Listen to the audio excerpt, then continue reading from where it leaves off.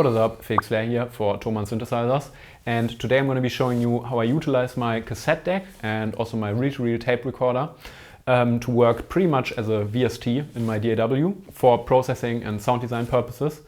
And what I mean by that is, rather than having to record a signal onto cassette, then rewind the cassette, play it back and then record the playback, instead you're going to be able to just drag and drop a little preset onto whichever audio channel you're working with, and then the signal is going to go out into the cassette recorder or reel-to-reel recorder. It's going to be recorded onto tape immediately, played back, and then the playback signal is going to be routed back into Ableton. So it's going to be working basically like an effects plugin with just a very small amount of latency. And what you're going to need is an external sound card with individually assignable in and outputs, and a 3-head tape deck or reel-to-reel recorder.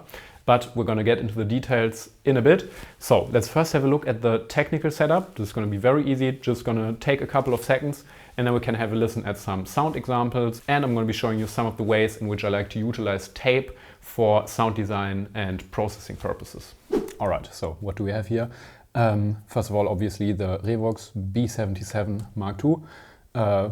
Amazing reel-to-reel recorder, has really pristine quality, super high fidelity actually. Great for recording entire tracks, the master, just for some subtle glue, saturation and a tiny bit of noise to fill in the spaces, but only very subtle noise. Then here, much more beginner friendly, is this little Technics cassette deck from the 90s. And what's important when you look for these go below 100 euro if you're lucky, is that you look for a 3-head model, meaning there's an individual delete head, read head and write head, that's writing, deleting, etc. the signal on the tape, because only if you have this 3-head technology, you'll be able to do direct monitoring. So you can hear the signal while it's being recorded from the actual cassette, because this is what is going to allow the technique to work. This, for example, here, one of these classic Fostex 4-track recorders, it has a whole bunch of other great features, but this is not a 3-head model. So with this I cannot do live monitoring, so the technique is not going to work with this one. The Technics, obviously, in many other respects is much more limited. For example, you don't have any manual pitch control. But if you just want to use it for glue, saturation, distorting the signal a bit, and getting the tape sound, these 90s hi-fi 3-head tape decks are amazing and super cheap. Then here I have the Octatrack, which I'm just going to use to play some beats through the cassette. But first, let's have a look at my Ableton to see how the routing of this actually works. All right, so here we are in my Ableton. And what we have here is 4 channels. Actually, you can completely ignore channel 3 and 4 because this is just the recording of my voice and the audio of this Ableton project. But what we're going to focus on is channel 1 and 2, therefore. And channel 1, I have prepared here a little drum loop, and this is the drum loop that I want to process through the cassette. So let's first have a listen to the dry signal of the drum loop. All right, so that's the loop I'm going to be processing, and what I'm going to do is, as you can see, I've already prepared this little effect here called external audio effect, which is just a default Ableton plugin. And what this allows us to do is to basically route an external hardware effect unit, like a guitar pedal or an outboard effect or whatever, and use it as an effect basically in Ableton. And therefore you have to choose an input and an output. In this case, I'm going to choose 9, 10 from my sound card, which are the corresponding outputs and inputs. So now what I selected is that whatever's going in here is going to be sent out through exits 9 and 10 of my sound card. And the next thing is that these cables are actually going already into my cassette deck, which is already playing an empty cassette, and it's in record mode. So record is on right now. And now I need to get the signal that's going to be going into the cassette player back into Ableton, and therefore I'm going to choose input 9 and 10 here. Now I'm also gonna adjust the gain settings here. This you're gonna do trial and error. I know already in this case that for me these are the correct settings because I don't have a hardware amplifier right now connected to the cassette deck. But anyways, now once I'm gonna start playing the drum loop, what we're actually gonna hear is already the affected, recorded sound that's coming from the cassette. And I'm also going to record it here on this resampling track, which I'm going to start now. And now I basically just have to let the drum loop play, and we're going to hear the processed version of this loop going through the cassette directly.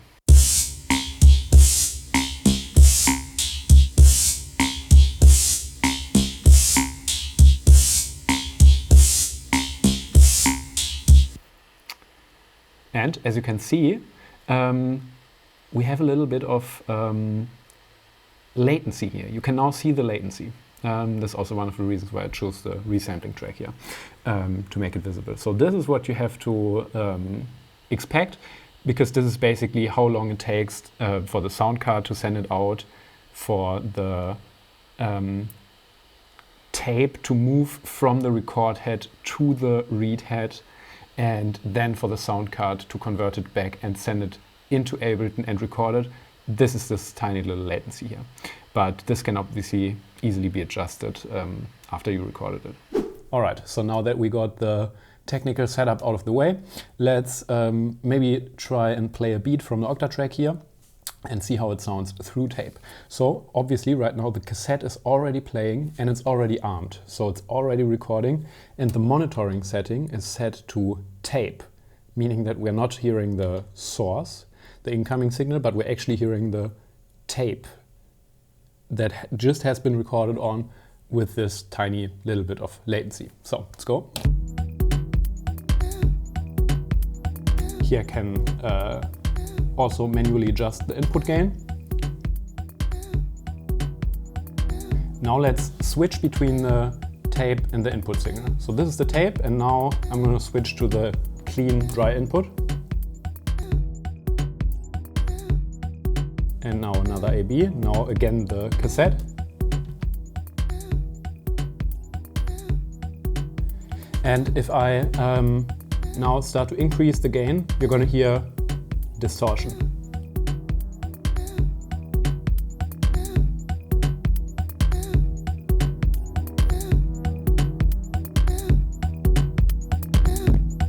And now this is obviously too much, but in this very subtle way, for like +2, +4, it's amazing because it's creating super subtle harmonics, so overtones, distortion. That's going to apply equally to the entire signal, and this is going to glue everything together and make everything sound a bit more cohesive, but obviously in the case of these cassettes also a bit more low fidelity. So now check the clean signal again.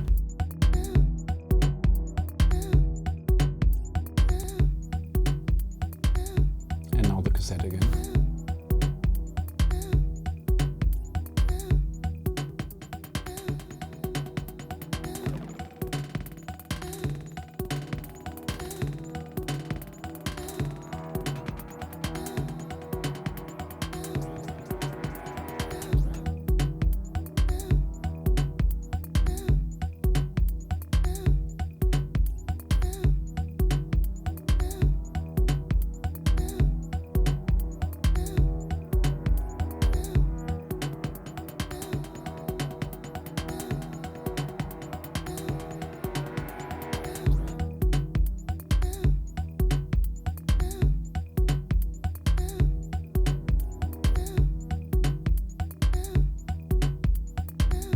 All right, so much for the cassette deck. Obviously, the functionality of this is limited, but it's going to help you to get a nice lo-fi effect on a master of a track. Or you can obviously also use it to send in individual stems. So for example, let me solo the pad sound here, the synth sound. So for individual tracks like this, you could also record this here onto cassette, record it back into your DAW,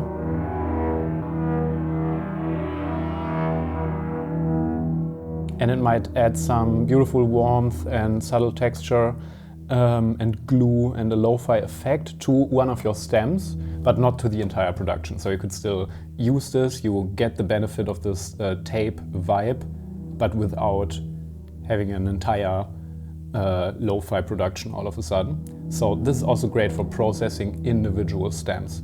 But if you want to have a really clean and high fidelity master recording with glue and subtle saturation, you're going to want to opt for something like this Revox. So now let me go ahead and switch the cables, because I actually only have one set of cables that's currently here in the cassette. Now let's have a look at this beauty. The principle is obviously the same, but instead of these classic Type 2 or Type 1 cassettes, we are now recording onto 1/4-inch tape, both of which are still actually being manufactured. Here I'm using the LPR 35 tape by recording the masters, which I'm going to link for you below. And for the cassettes, I've been using these Sony UXS. These are the 90-minute versions. Actually, I heard that 60 minutes is actually preferable, because then the quality is supposed to be even better. But I don't know for sure. But anyways, I got these on eBay, originally sealed. But there's actually also now finally Type 2 cassettes in the Thomann store again, so brand new. I think also from Recording the Masters and various other brands. So I'm also going to link some stuff in that regard below as well. Anyways, let's have a listen. If I now press play here, we shouldn't really hear a thing, which is exactly the case, because it's not playing right now. I could monitor the input as well separately, so let's do that now. This is now the input signal, but as soon as I switch to tape, we hear nothing. Why? Because the tape isn't running. So let's hit record and press play. And now we actually listen to the signal from the reel-to-reel tape.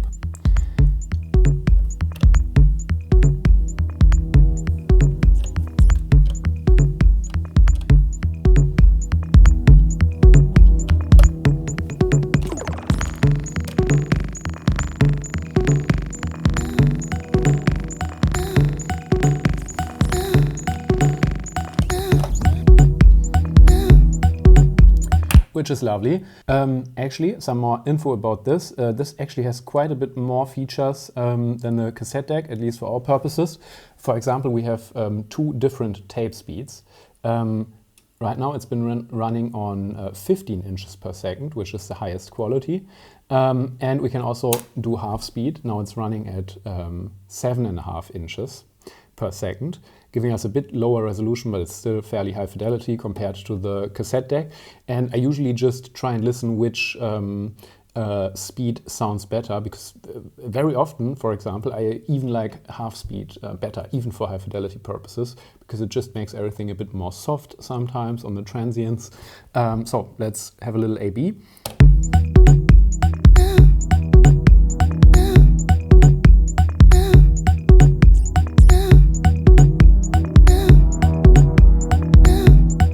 Now 7.5 inches, and now 15 inches,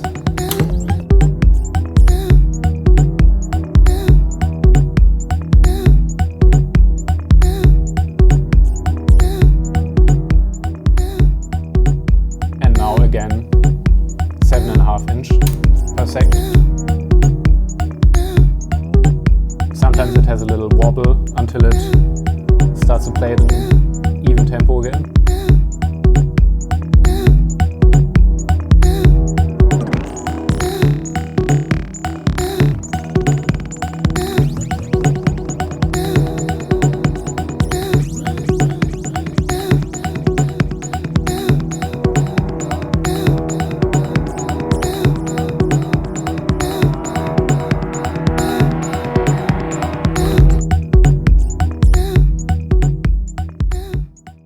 All right, and here again, let's maybe also have a little listen at the distortion capabilities again.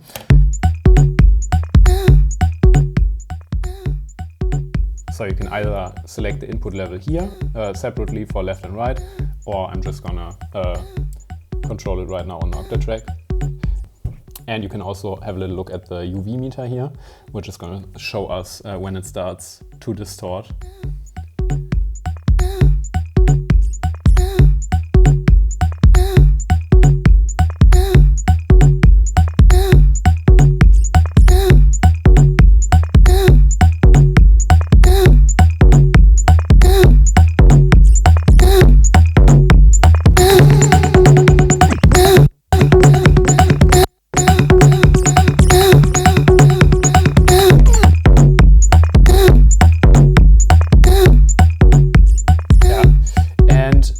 I feel like with this you can actually go much further with the distortion, with it still sounding very beautiful, because I felt like here you could, with the cassette deck, you could only achieve really subtle